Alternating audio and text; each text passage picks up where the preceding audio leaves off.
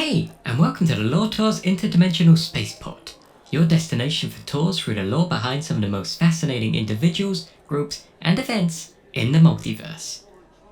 Looks like you're heading to Night City today, just as long as that flight isn't delayed again. Oh, actually, it looks like you're in luck. Your flight is now boarding. Better get to your gate quick. Good luck. Welcome aboard, everyone. This is your captain speaking. I'm pleased to say we're just about ready to depart. Ace, open the hangar bay doors, please. Sure thing, Captain. It might be a bit of a bumpy flight to Night City today, so please switch off any cybernetics you may have for the duration of this flight to prevent any unwanted crashes. Initiating warp drive in 3, 2, 1.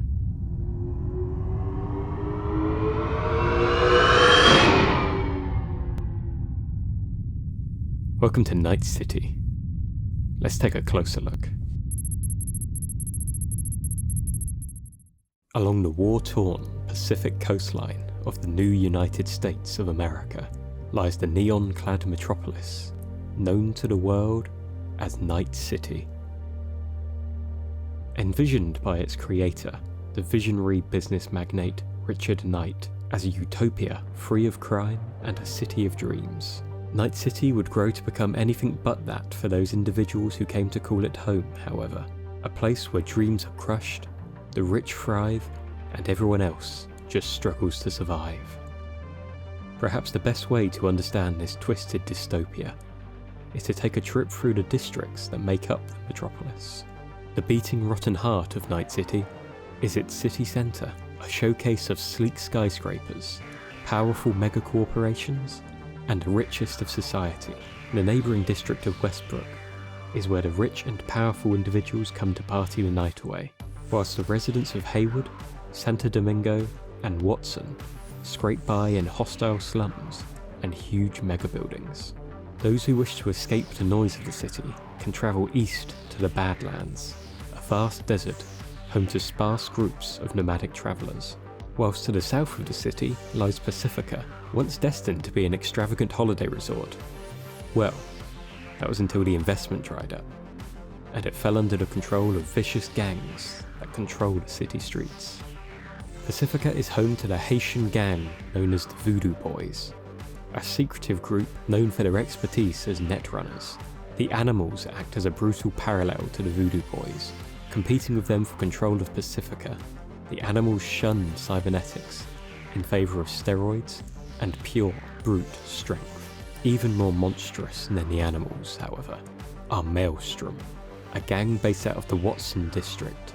Maelstrom members are easily identified by their grisly cybernetic modifications and their willingness to experiment on or execute anyone who crosses their path.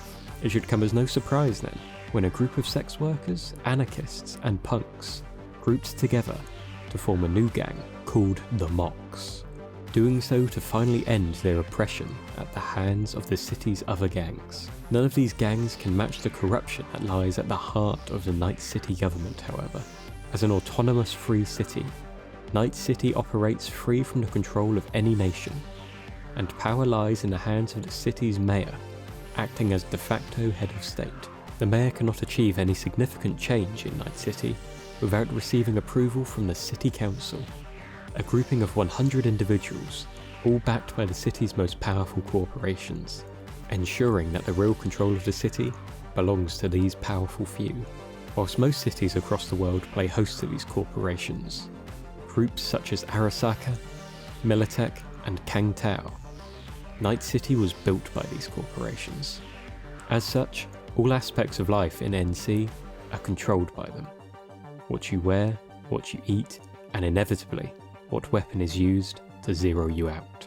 These corporations have grown so powerful that they can act as outright fully sovereign nations who take out anyone that gets in their way. An example of this cutthroat nature can be seen during the founding of Night City, when Richard Knight hired the Japanese megacorporation Arasaka to slaughter the gangs surrounding the land that would go on to become Night City. Arasaka, among many other corporations, were more than happy to be involved in Richard Knight's plan for a dream capitalist utopia, as following a catastrophic political and economic collapse in the 1990s, corporations began looking to establish their own urban areas with corporate-run governments in an attempt to remove any government oversight of their operations. Knight secured an unprecedented level of investment to fund the project, and construction began in May 1994. However, after angering the mob with his insistence on a crime-free city that left no room for their operations or any part for them to play in its construction, Richard Knight was assassinated by an unknown assailant in 1998. In the power vacuum that followed this assassination, the mob became the dominant force in Night City, controlling the city's council and turning its streets into a drug-filled war zone. Shocked at how the city they built had fallen into such chaos, various megacorporations launched an all-out war against the mob. Led by elite Arasaka paramilitary forces, the corporations engaged in a campaign of bombings, street battles, and assassinations that completely obliterated the mob's presence in Night City. The corporations went on to clean up the metropolis over the following years, making many of the districts livable again. This came at a price, however, with draconian new policies introduced that contributed to vast economic inequality and an increasing homeless population. The city faced further strife in the early 2020s during the Fourth Corporate War between forces of Arasaka and Militech.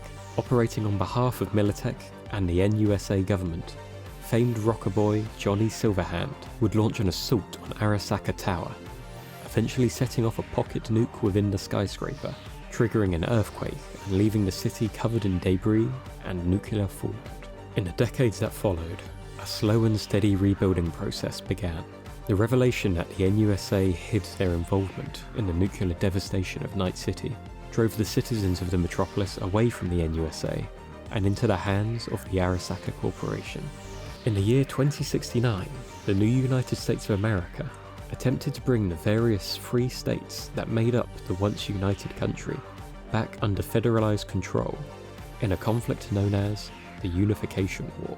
Due to its position between the warring North and South California, Night City was a prime target for NUSA troops. However, with the enemy at the gates, Arasaka came to the rescue when its supercarrier appeared outside Night City, dissuading any potential NUSA takeover. Since the conclusion of the Unification War, Arasaka control over Night City has grown significantly, with rival corporations either run out of town or completely destroyed. However, the recent actions of a little-known merc named V and the engram of Johnny Silverhand contained within their head could shake things up again for Night City. Eventually, they could even weaken the control of the very corporations that have overseen the decline of Night City from Richard Knight's envisioned utopia into a corrupt and twisted version of what it was meant to be. What lies in store for the future of Night City?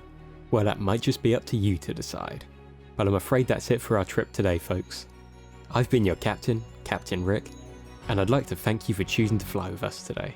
Please consider hitting the subscribe button down below to become one of our frequent flyers, or click one of our many other videos to book your next flight. Can't wait to have you on board with us again soon. Catch you next time.